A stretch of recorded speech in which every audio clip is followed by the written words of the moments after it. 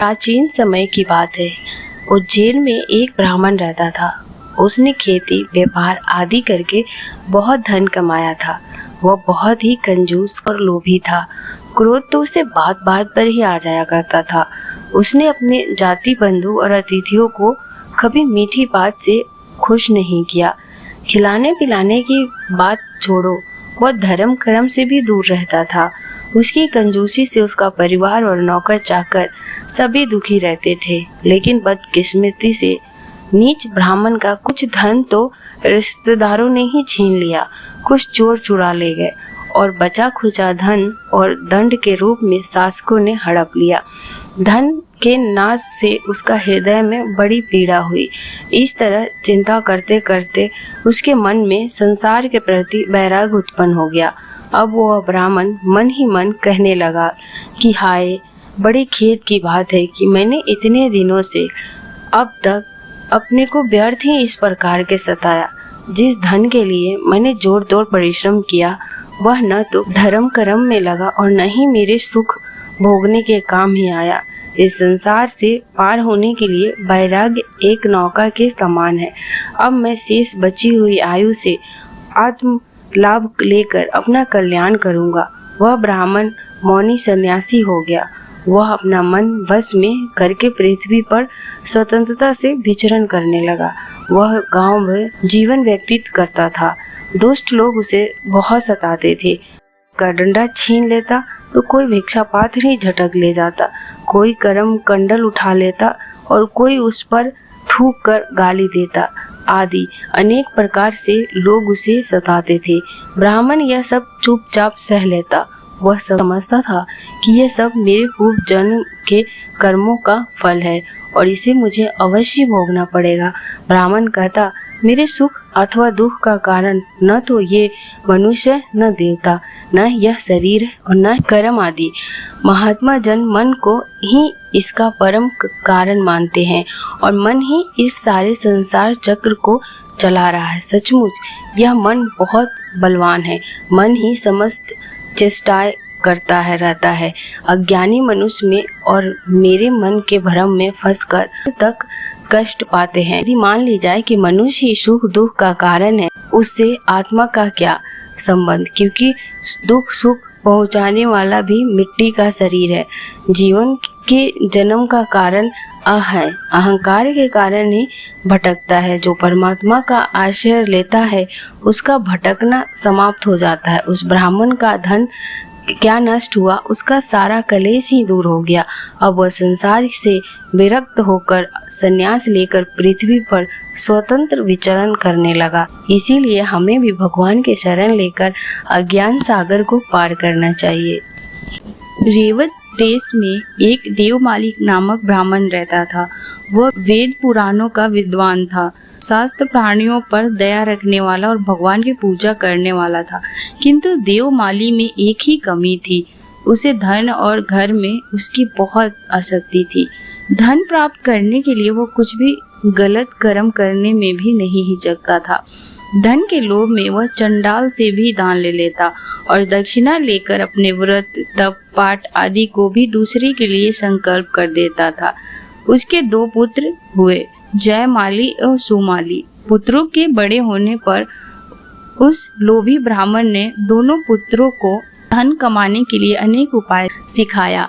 इसी प्रकार का जीवन यापन करते हुए एक दिन देवमाली के मन में विचार आया कि जरा देखूं तो मेरे पास कितना धन है, और वह अपने धन को गिनने बैठ गया। करोड़ों सोने की मोहर गिनते गिनते वह पहले तो बड़ा खुश हुआ, फिर उस धन को देखकर भगवान की कृपा से उसके चित्त में विचार का उदय हुआ। वह सोचने लगा, मैंने अपने बुढ़ापे तक हर तरह के अच्छे बुरे उपाय से इतना धन तो एकत्रित कर लिया, फिर भी अभी तक मेरा लोभ नहीं गया।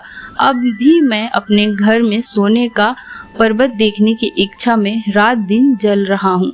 लोग कहते हैं कि धन से सुख मिलता है, किंतु इस धन ने मुझे क्या सुख दिया। बाहर से तो मैं भले सुखी दिखता हूँ, पर मेरे हृदय में तो तनिक भी चैन नहीं है। मैं तो रात दिन तृष्णा तथा चिंता की आग में जला करता हूँ। यह धन की तृष्णा ही मेरे कलेशों का कारण है।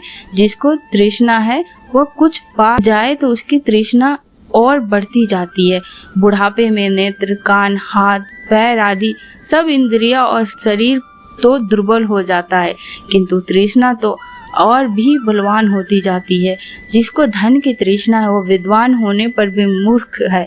धन के लिए मनुष्य रिश्तेदारों में शत्रुता कर लेता है और अनेक प्रकार के पाप करता है। बल, तेज, यश, विद्या, शूरता, कुलीनता और मान, इन सभी को धन की तृष्णा नष्ट कर देती है। धन का लोभी अपमान और कलेश की चिंता नहीं करता, वह पाप को पाप नहीं गिनता।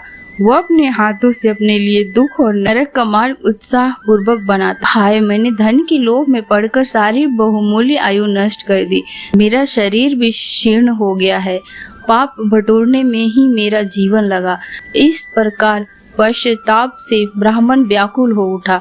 वह भगवान से अपने उद्धार के लिए प्रार्थना करने लगा। पश्चाताप एवं भगवान की प्रार्थना से देवमाली के हृदय में बल आया। देवमाली ने शेष जीवन भगवान के भजन में लगाने का निश्चय किया।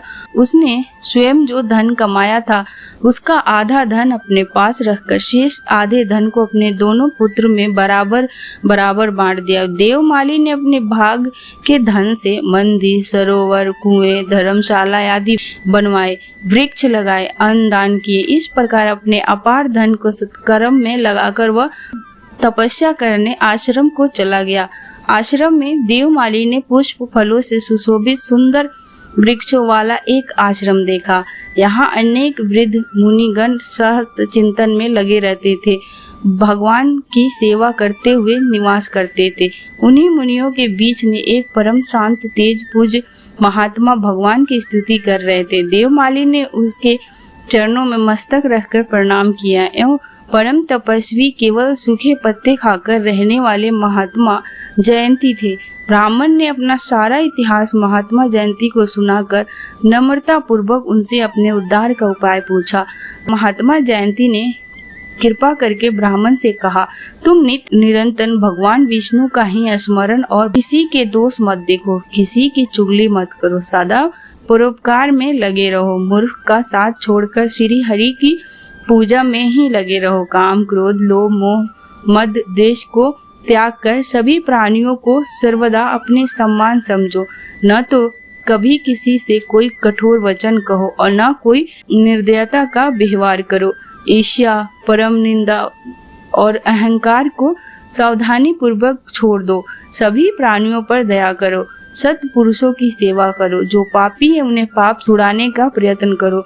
उन्हें धर्म का सच्चा मार्ग बताओ। प्रतिदिन आदर पूर्वक अतिथियों की सेवा करो। पुष्प, माला, फल, तुलसी आदि से प्रतिदिन नियम पूर्वक भगवान नारायण की पूजा और व्रत करो। देवता, ऋषि तथा प्रीतिगण के लिए तथा समय विधि पूर्वक हवन, तर्पण एवं श्राद्ध करो। तब तुम्हारे सभी दुख दूर हो जाएंगे, तुम्हें परम शांति प्राप्त होगी। मुनि जयंती की आज्ञा मानकर देवमाली साधन में लग गया। यदि कभी कोई शंका होती तो वह गुरु से पूछकर संदेह दूर कर लेता।